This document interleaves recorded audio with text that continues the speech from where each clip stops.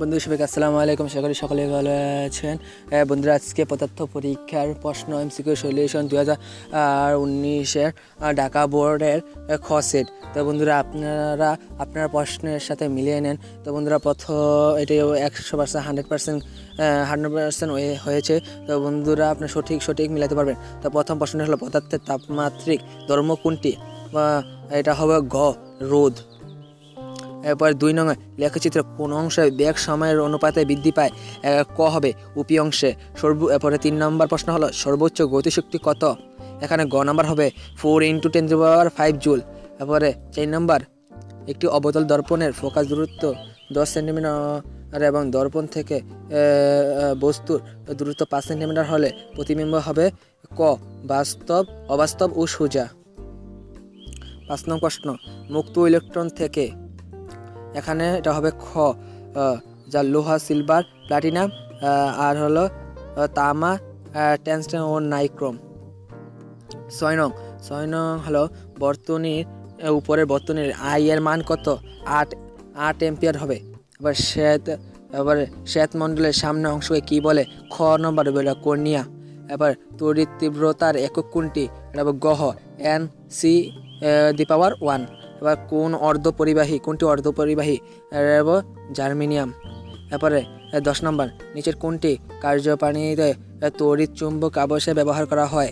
এটা হবে ক জেনারেটর হবে এটা। এরপরে 11 নম্বর হবে, পরীক্ষামূলক বৈজ্ঞানিক পদ্ধতির প্রবর্তকে? এটা হবে গ রাজার বেকন। আবার লেন্সের ক্ষমতা মাত্রা নিচের কোনটি? এটা হবে ক L⁻⁻1। পরেরটা 13 নম্বর প্রশ্ন হবে খ নাম্বার। এটা নিয়ে একটা সন্দেহ আছে, আপনি যদি এটা জানতে চান আমার চ্যানেলকে সাবস্ক্রাইব করবেন, পরে জানিয়ে দেবো। এবং আমার এরকম আরও ভিডিও পাওয়ার জন্য আমার চ্যানেলকে সাবস্ক্রাইব করে রাখবেন। আবার 14 নম্বর হবে আলফা কণার বৈশিষ্ট্য 1-3, এটা হবে খ। আবার 15 নম্বর, শক্তি সবচেয়ে সাধারণ রূপ নিচের কোনটি? এটা হবে গহ যান্ত্রিক শক্তি। এবার 16 নম্বর, কোনটি ঘনত্বের একক? এটা হবে গ kg/কিউব। এবার 17 নম্বর, কিডনির ধমনী অবস্থা বোঝার জন্য চিকিৎসকগণ নিজের কোন পরীক্ষা করার পরামর্শ দেন? এটা হবে গহ। এবার 18, নিচের কোনটি শব্দের বেগ বেশি? এটা হবে ক লোহা।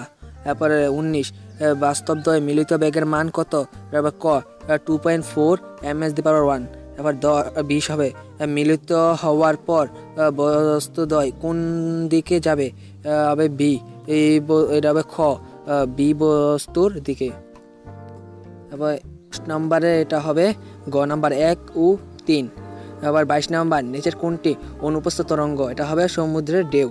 তারপরে একটি বস্তুর দৈর্ঘ্য এবং একটি উত্তল দর্পণের বিবরণ মাত্রা 0.8 m এবং 0.5 m হলে প্রতিবিম্বের দৈর্ঘ্য কত হবে? 40 সেন্টিমিটার। এবার 24 নম্বর, লেন্সটির ক্ষমতা কত? এটা হবে +2.5D।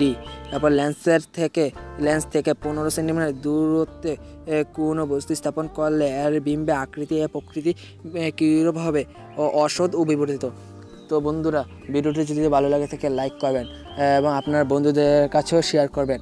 আর আমার এমন প্রত্যেকটি বিষয়ে এমসিকিউ জানতে হলে আমার চ্যানেলকে সাবস্ক্রাইব করবেন এবং পাশে থাকা ছোট্ট বেল আইকনে ক্লিক করবেন, যেন আমার ভিডিও আপলোড করার সঙ্গে সঙ্গে আপনার কাছে নোটিফিকেশন চলে যায়।